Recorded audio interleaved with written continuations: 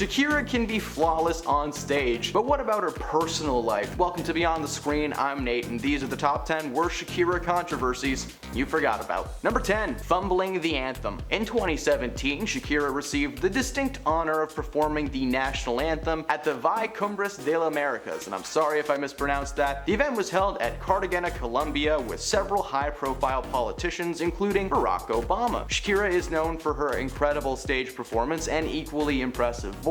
However, during her performance of the event, she fumbled the national anthem, much like I fumbled the pronunciation of things in this list. One of those songs that is burned into your memory quick and easy, you know, the national anthem. She completely fumbled the performance, even mispronouncing a few of the words, enraging Latin America. She received a massive amount of backlash from a ton of people, not just from Latin America. Turns out everyone around the world was a little upset about this one, and as a way to say, hey, I know what I'm doing, she posted a video of herself redoing the national anthem on her YouTube channel that, oh, she didn't fumble. Well, if you have more time, I guess it makes more sense that it turned out better when you rehearsed longer. Number 9. Plagiarism. Shakira and fellow Colombian artist Carlo Vives released La Bicicleta in 2017, becoming a massive hit and getting stuck in everybody's head. Musician Livin Castellanos heard this song and felt a sense of home and comfort. Well, it turns out that it's because Shakira stole his song. According to Livin, Shakira stole his tunes and used similar lyrics to that of his 1997 song Yo Te Quiero Tanto. Shakira and her team appeared at the Madrid court in March of 2019 for their defense. Both artists dispute the claims and were happy to be given a chance to clear their names of plagiarism. Despite the similarities to the song, it was not enough for a judge to convict them, and both artists were cleared of any plagiarism charges. La Bicicleta won 2 of the 3 biggest Grammy Latino awards for 2016, including Song and Record of the Year. Number 8. The tax fraud. While their hips may not lie, she does. Famous pop singer Shakira made headlines in 2018 when Spanish prosecutors announced that she failed to pay $14.5 million in European taxes between 2012 and 2014. Shakira claimed that her primary residence at the time was the Bahamas, but authorities say that she was living in Barcelona during that time in a house that she purchased in May of 2012. Shakira was adamant that this never took place and that the Spanish government were just trying to ruin her name and squeeze cash out of her. She dodged the Spanish government for years until she was forced to pay the full $3 million plus interest, but the law didn't stop there, as they apparently continued to berate her to this day, claiming there is still money being owed on her account. Shakira finally had enough and decided to stop avoiding the law and face them head on, beginning a lawsuit which did not go her way. This past week, Spain charged her with tax evasion for a second time, claiming that she failed to pay over $6 million in 2018. She has been notified of the charges, but so far there are no specifics on if she will get handcuffed or if there will be another court case. Number 7. Caught lip syncing. Shakira is still known as being one of the most incredible live performers of all time. For over 20 years, this woman has been shaking, shimmering, and acting. Remember when she was on Wizards of Waverly Place? That was cool. At this year's Video Music Awards, Shakira was the recipient of the Video Vanguard Award, an award that she absolutely deserved to receive. Her music is timeless, she can dance like nobody's business, and somehow she doesn't age. She's 46 years old and still moves like it's her first year on tour. The performance before she accepted the award was chock full of fun, her background dancers are on point, and the choreography is solid. Shakira grinds and shakes over and over before making her way to the crowd to partake in a little bit of surfing, and that's when something strange happened. Despite being picked up and moved by hundreds of fans in the crowd, her voice never changed and every note was perfect. After she made her way up to a platform to finish the show, you can hear a change in the audio. When she says goodnight, the mic sounds super different than it had been for the entire performance. It was revealed following the show that the mic was actually never on, and that in fact she was lip syncing with the music. Realistically, this isn't the first time she's had to do something like this, but it seems like her fans just don't care, and they were just happy to see Shakira on stage. So what if there's a little bit of a backtrack, you know? Number 6. The Disney cameo. Wizards of Waverly Place. Yeah, I just mentioned it. For those who don't know, this was a Disney series that spanned 4 seasons and a movie surrounding a family of wizards that owned a sandwich shop in New York City. And while the plot is ridiculous, the show somehow worked, and it's gone down as one of the best shows to come out of the mid-2000s in Disney. One episode early in the show saw Shakira making a cameo as herself, kinda. In season 3, episode 12, Dude Looks Like Shakira, Selena Gomez's uncle is is revealed to be impersonating Shakira on stage. Like, Shakira doesn't actually exist, it's just him. In this show, Shakira is not real, Uncle Kelbo made her up. As part of the running gag of the episode, Kelbo keeps uncontrollably shifting back and forth between himself and Shakira, meaning that for a good chunk of this episode, Shakira is on screen playing herself, and she took that time to sing, dance, and part of the episode is literally just Shakira being like, look at all my fans, I have to dance for them. Disney gave her a free ad, and it was honestly super entertaining. I didn't know who Shakira was when I saw this episode for the first time, so as an adult, it just feels wrong for some reason. Number 5, the 2020 Super Bowl. The 2020 Super Bowl saw two pop icons taking the stage and making the night about them and not football. Shakira and Jennifer Lopez appeared together, and they absolutely slayed their performances. Their performance has gone down in history as the most memorable and shimmy-filled night in the NFL. Unfortunately, Jennifer did not want to share the stage. Following the show, as part of her Netflix documentary Halftime,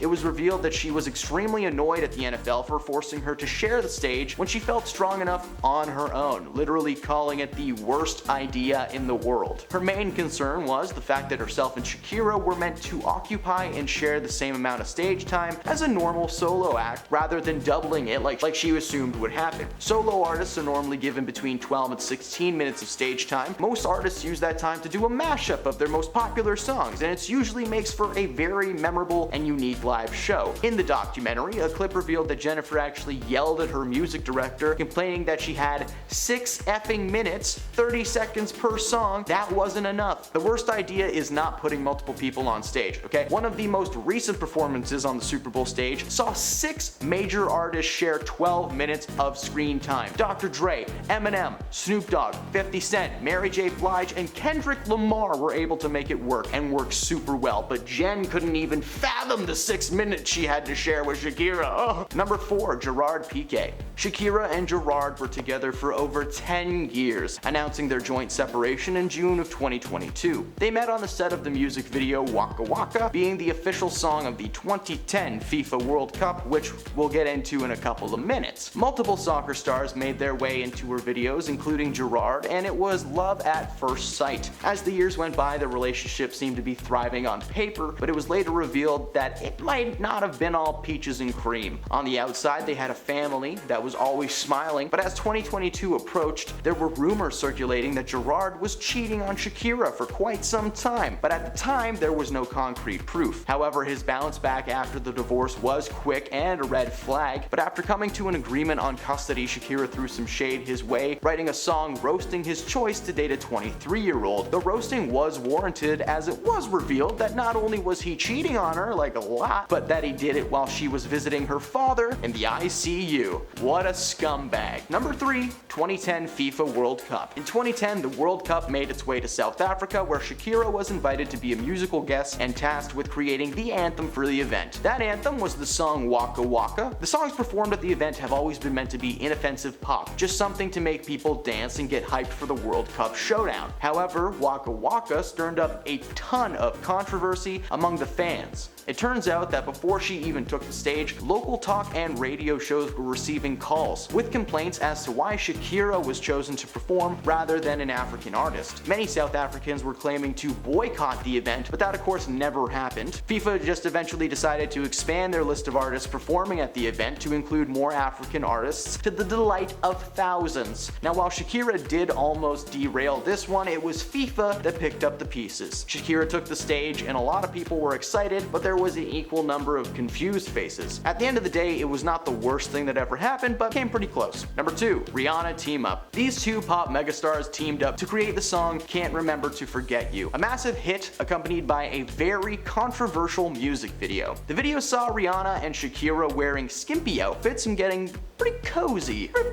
Very cozy. Nothing too out of the ordinary for these two really, but for some people it was a little bit too much apparently. A conservative councilman from Bogota named Marco Fidel Ramirez sought to share a petition asking for her music to be prohibited from being shown anywhere, claiming it to be promoting female lovemaking. The councilman tweeted literally disgusting underneath a still from the music video. There was a few countries that were claiming lady love was distracting them and that it was not in tune with their values. Well, despite that, the song and the video hit big for the fans of the people who were really the people who mattered in that situation. And at number 1, Antonio de la Rua. One of two long-term relationships in Shakira's life, her time with Antonio went down in flames again after only 10 years. 10 years seems to be her time limit. Antonio, the son of the former president of Argentina and a lawyer, had minimal fame on his own. So when he got together with Shakira, his name became a headline across the globes. He met and dated Shakira for a long time, but then they suddenly split after 10 years together. And many rumors have run rampant over the years that this guy was cheating on Shakira. First of all, how could you cheat on this woman? Secondly, the rumors were backed up by several photos of Tony dancing with women who were not Shakira. No Shakira in sight, while they were in fact still together. When the divorce came, it was Antonio that decided to sue Shakira for an astonishing $250 million. And as we know, the court case was eventually thrown out and Antonio walked away with nothing, but this was just a first in a long slew of court appearances that Shakira would be making over the next few years. And those are the worst Shakira controversies that you totally forgot about. Maybe. I don't know how your memory is. Did we miss any good ones? Let us know in the comments below. Thank you for stopping beyond the screen. Drop a like if you had fun, and we'll see you next time.